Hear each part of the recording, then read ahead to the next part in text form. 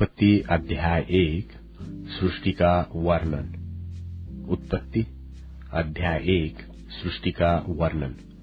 आदि में परमेश्वर ने आकाश और पृथ्वी की सृष्टि की, और पृथ्वी बेडौल और सुनसान पड़ी थी, और गहरे जल के ऊपर अंधियारा था, तथा परमेश्वर का आत्मा जल के ऊपर मंडलाता था। तब परमेश्वर ने कहा, उजियाला हो, तो उजियाला हो गया। और परमेश्वर ने उजियाले को देखा कि अच्छा है, और परमेश्वर ने उजियाले को अंधियारे से अलग किया, और परमेश्वर ने उजियाले को दिन और अंधियारे को रात कहा, तथा सांझ हुई फिर भोर हुआ। इस प्रकार पहला दिन हो गया। फिर परमेश्वर ने कहा, जल के बीच एक ऐसा अंतर हो कि जल दो भाग हो जाए। तब परमेश्वर ने एक अंतर करके उसके नीचे के जल और ऊपर के जल को अलग कर दिया, और वैसा ही हो गया। और परमेश्वर ने उस अंतर को आकाश कहा, तथा सांझ हुई और फिर भोर हुआ। इस प्रकार दूसरा दिन हो गया।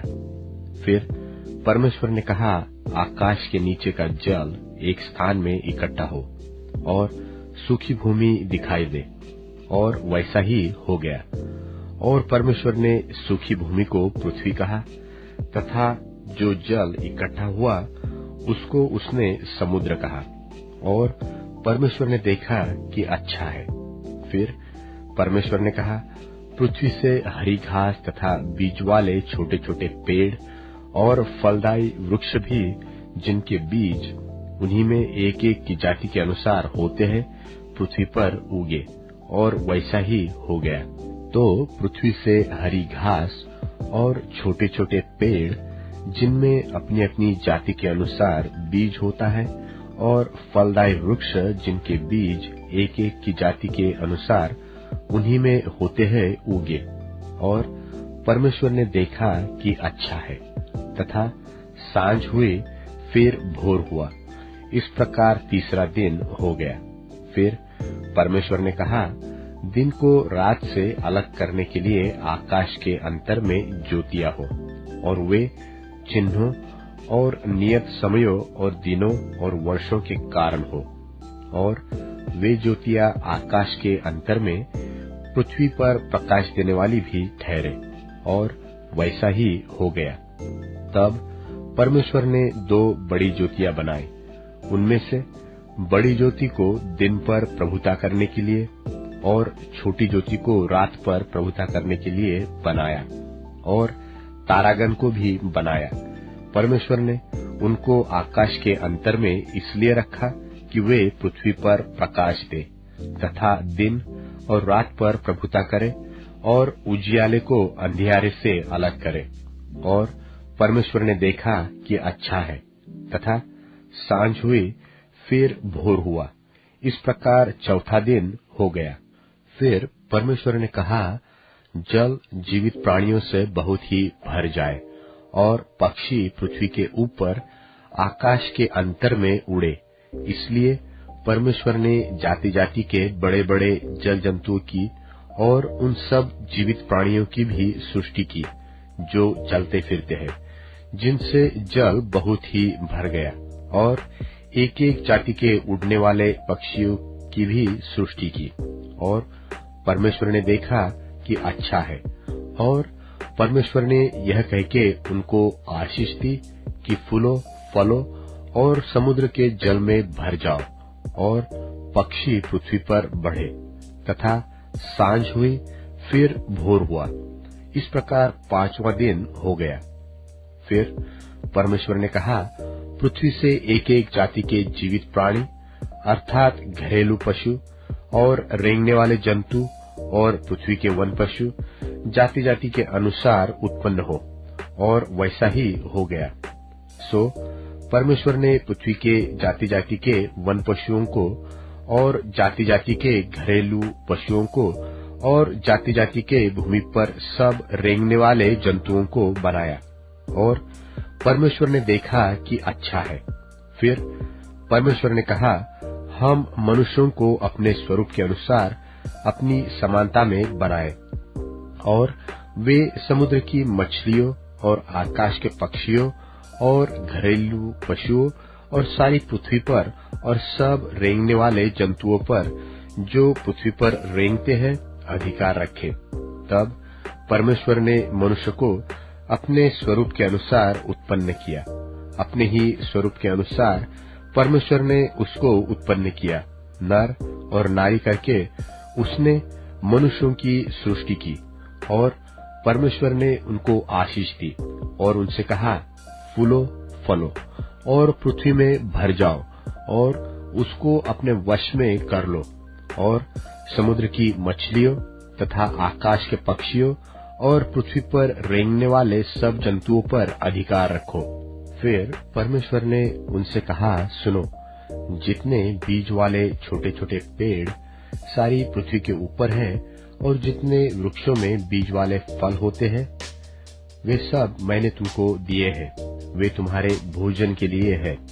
और जितने पृथ्वी के पशु और आकाश के पक्षी और पृथ्वी पर रेंगने वाले जंतु हैं, जिनमें जीवन के प्राण हैं, उन सब के खाने के लिए मैंने सब हरे हरे छोटे पेड़ दिए हैं। और वैसा ही हो गया। तब परमेश्वर ने जो कुछ बनाया था सबको देखा, तो क्या देखा कि वह बहुत ही अच्छा है। तथा सांझ हुई, फिर भोर हुआ। इस प्रकार छठवां दिन हो गया। उत्पत्ति अध्याय 2। उत्पत्ति अध्याय 2। यो आकाश और पृथ्वी और उनकी सारी सेना का बनाना समाप्त हो गया। और परमेश्वर ने अपना काम जिसे वह करता था 7वें दिन समाप्त किया, और उसने अपने किए हुए सारे काम से 7वें दिन विश्राम किया।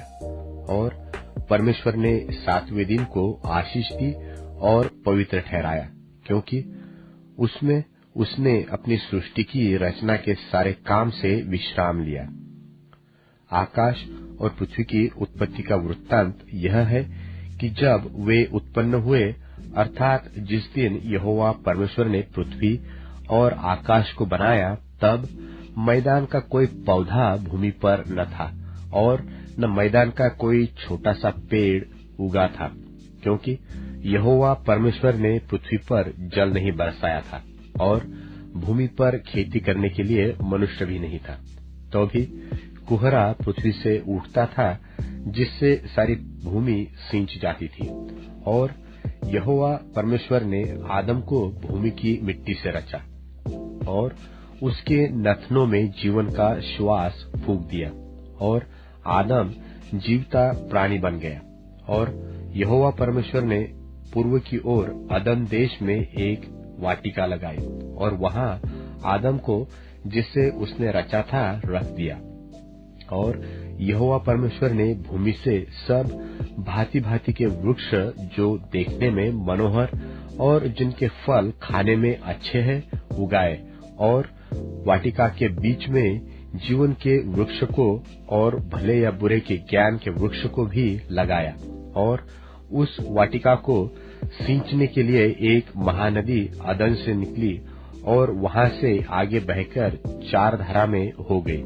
पहली धारा का नाम पिशोन है। यह वही है जो हवीला नाम के सारे देश को, जहां सोना मिलता है, घेरे हुए है। उस देश का सोना चोखा होता है, वहां मोती और सुलेमानी पत्थर भी मिलते हैं। और दूसरी नदी का नाम गिहोन है। यह वही है जो कूश के सारे देश को घेरे हुई है। और तीसरी नदी का नाम हिद्देकेल है। यह वही है जो अश्शूर के पूर्व की ओर बहती है। और चौथी नदी का नाम फरात है। जब यहोवा परमेश्वर ने आदम को लेकर अदन की वाटिका में रख दिया कि वह उसमें काम करे और उसकी रक्षा करे, तब यहोवा परमेश्वर ने आदम को यह आज्ञा दी कि तू वाटिका के सब वृक्षों का फल बिना खटके खा सकता है, पर भले या बुरे के ज्ञान का जो वृक्ष है उसका फल तू कभी न खाना, क्योंकि जिस दिन तू उसका फल खाए उसी दिन अवश्य मर जाएगा। फिर यहोवा परमेश्वर ने कहा, आदम का अकेला रहना अच्छा नहीं, मैं उसके लिए एक ऐसा सहायक बनाऊंगा जो उससे मेल खाए। और यहोवा परमेश्वर भूमि में से सब जाति के बनेल पशुओं और आकाश के सब भांति भांति के पक्षियों को रचकर आदम के पास ले आया कि देखे कि वह उनका क्या क्या नाम रखता है। और जिस जिस जीवित प्राणी का जो जो नाम आदम ने रखा वही उसका नाम हो गया। सो आदम ने सब जाति के घरेलू पशुओं और आकाश के पक्षियों और सब जाति के बनेल पशुओं के नाम रखे, परंतु आदम के लिए कोई ऐसा सहायक न मिला जो उससे मेल खा सके। तब यहोवा परमेश्वर ने आदम को भारी नींद में डाल दिया, और जब वह सो गया तब उसने उसकी एक पसूली निकालकर उसकी संती मांस भर दिया, और यहोवा परमेश्वर ने उस पसूली को जो उसने आदम में से निकाली थी स्त्री बना दिया और उसको आदम के पास ले आया। और आदम ने कहा, अब यह मेरी हड्डियों में की हड्डी और मेरे मांस में का मांस है, सो इसका नाम नारी होगा, क्योंकि यह नर में से निकाली गई है।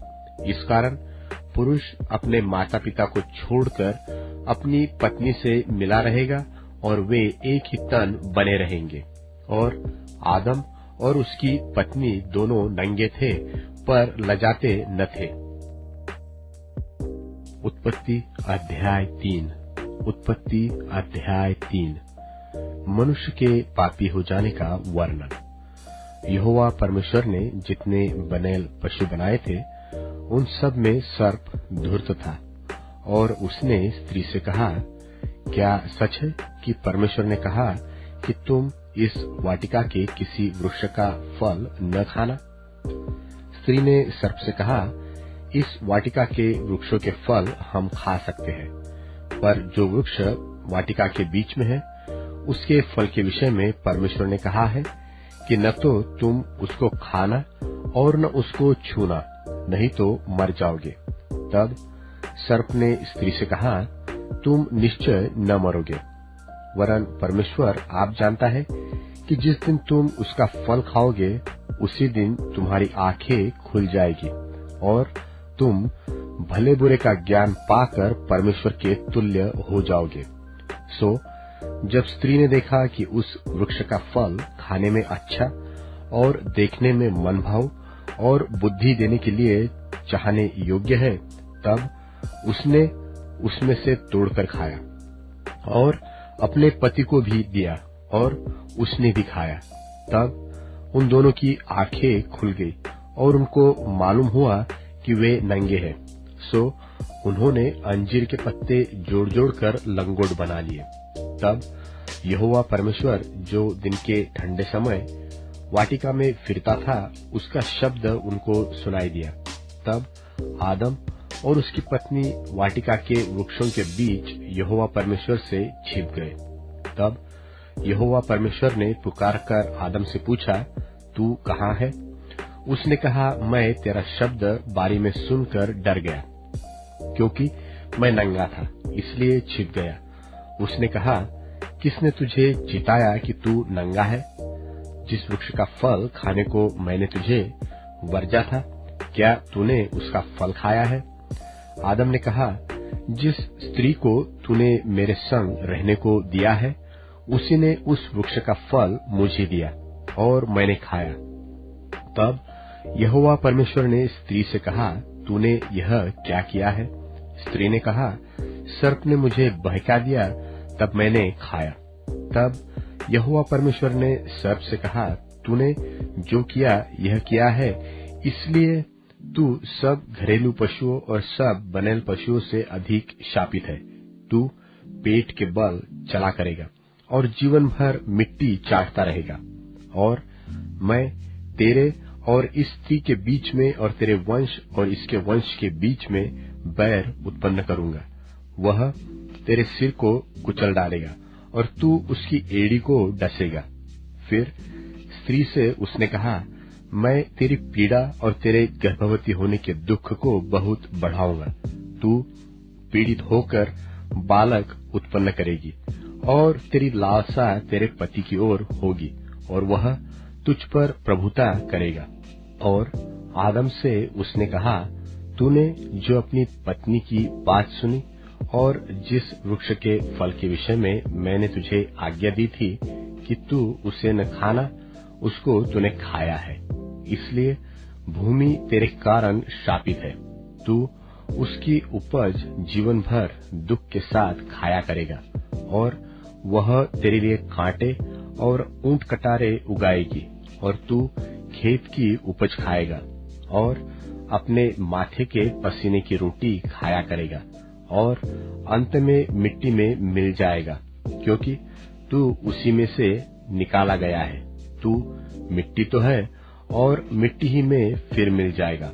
और आदम ने अपनी पत्नी का नाम हव्वा रखा, क्योंकि जितने मनुष्य जीवित है उन सबकी आदि माता वही हुई। और यहोवा परमेश्वर ने आदम और उसकी पत्नी के लिए चमड़े के अंगरखे बनवाकर उनको पहना दिए। फिर यहोवा परमेश्वर ने कहा, मनुष्य भले बुरे का ज्ञान पाकर हम में से एक के समान हो गया है, इसलिए अब ऐसा न हो कि वह हाथ बढ़ाकर जीवन के वृक्ष का फल भी तोड़ के खा ले और सदा जीवित रहे। तब यहोवा परमेश्वर ने उसको आदम की वाटिका में से निकाल दिया कि वह उस भूमि पर खेती करे जिसमें से वह बनाया गया था। इसलिए आदम को उसने निकाल दिया और जीवन के वृक्ष के मार्ग का पहरा देने के लिए अदन की वाटिका में पूर्व की ओर करूबों और चारों ओर घूमने वाली ज्वालामय तलवार को भी नियुक्त कर दिया। नया नियम मत्ती रचित सुसमाचार अध्याय 1। इब्राहिम की संतान, दाऊद की संतान, यीशु मसीह की वंशावली। इब्राहिम से इसहाक उत्पन्न हुआ, इसहाक से याकूब उत्पन्न हुआ और याकूब से यहूदा और उसके भाई उत्पन्न हुए। यहूदा से फिरिस और यहूदा और तामार से जोरह उत्पन्न हुए और फिरिस से हिश्रोन उत्पन्न हुआ और हिश्रोन से एराम उत्पन्न हुआ और एराम से अम्मीनादाब उत्पन्न हुआ और अम्मीनादाब से नहशोन और नहशोन से सलमोन उत्पन्न हुआ और सलमोन और राहब से बोअज उत्पन्न हुआ और बोअज और रूत से ओबेद उत्पन्न हुआ और ओबेद से यिशै उत्पन्न हुआ और यिशै से दाऊद राजा उत्पन्न हुआ। और दाऊद से सुलेमान उस स्त्री से उत्पन्न हुआ जो पहले उरिय्याह की पत्नी थी। और सुलेमान से रहबाम उत्पन्न हुआ और रहबाम से अबिय्याह उत्पन्न हुआ और अबिय्याह से आसा उत्पन्न हुआ और आसा से यहोशाफात उत्पन्न हुआ और यहोशाफात से योराम उत्पन्न हुआ और योराम से उज्जियाह उत्पन्न हुआ और उज्जियाह से योताम उत्पन्न हुआ और योताम से आहाज उत्पन्न हुआ और आहाज से हिजकिय्याह उत्पन्न हुआ और हिजकिय्याह से मनश्शी उत्पन्न हुआ और मनश्शी से आमोन उत्पन्न हुआ और आमोन से योशिय्याह उत्पन्न हुआ। और बंदी होकर बाबुल जाने के समय में योशिय्याह से यकुन्याह और उसके भाई उत्पन्न हुए। बंदी होकर बाबुल पहुंचाए जाने के बाद यकुन्याह से शलतियेल उत्पन्न हुआ और शलतियेल से जरुब्बाबिल उत्पन्न हुआ और जरुब्बाबिल से अबीहूद उत्पन्न हुआ और अबीहूद से इल्याकीम उत्पन्न हुआ और इल्याकीम से अजोर उत्पन्न हुआ और अजोर से सदोक उत्पन्न हुआ और सदोक से अखीम उत्पन्न हुआ और अखीम से एलीहूद उत्पन्न हुआ और एलीहूद से इलियाजर उत्पन्न हुआ और इलियाजर से मत्तान उत्पन्न हुआ और मत्तान से याकूब उत्पन्न हुआ और याकूब से यूसुफ उत्पन्न हुआ जो मरियम का पति था, जिससे यीशु जो मसीह कहलाता है उत्पन्न हुआ। इब्राहिम से दाऊद तक सब 14 पीढ़ी हुई और दाऊद से बाबुल को बंदी होकर पहुंचाए जाने तक 14 पीढ़ी और बंदी होकर बाबुल को पहुंचाए जाने के समय से लेकर मसीह तक 14 पीढ़ी हुई। अब यीशु मसीह का जन्म इस प्रकार से हुआ कि जब उसकी माता मरियम की मंगनी यूसुफ के साथ हो गई, तो उनके इकट्ठे होने से पहले वह पवित्र आत्मा की ओर से गर्भवती पाई गई। सो उसके पति यूसुफ ने, जो धर्मी था और उसे बदनाम करना नहीं चाहता था, उसे चुपके से त्याग देने की मनसा की। जब वह इन बातों के सोच ही में था, तो प्रभु का स्वर्गदूत उसे स्वप्न में दिखाई देकर कहने लगा, हे यूसुफ, दाऊद की संतान, तू अपनी पत्नी मरियम को अपने यहाँ ले आने से मत डर, क्योंकि जो उसके गर्भ में है वह पवित्र आत्मा की ओर से है। वह पुत्र जनेगी और तू उसका नाम यीशु रखना, क्योंकि वह अपने लोगों का उनके पापों से उद्धार करेगा। यह सब कुछ इसलिए हुआ कि जो वचन प्रभु ने भविष्यद्वक्ता के द्वारा कहा था वह पूरा हो, कि देखो, एक कुंवारी गर्भवती होगी और एक पुत्र जनेगी और उसका नाम इम्मानुएल रखा जाएगा, जिसका अर्थ यह है, परमेश्वर हमारे साथ। सो यूसुफ नींद से जागकर प्रभु के दूत की आज्ञा के अनुसार अपनी पत्नी को अपने यहाँ ले आया, और जब तक वह पुत्र न जनी तब तक वह उसके पास न गया, और उसने उसका नाम यीशु रखा।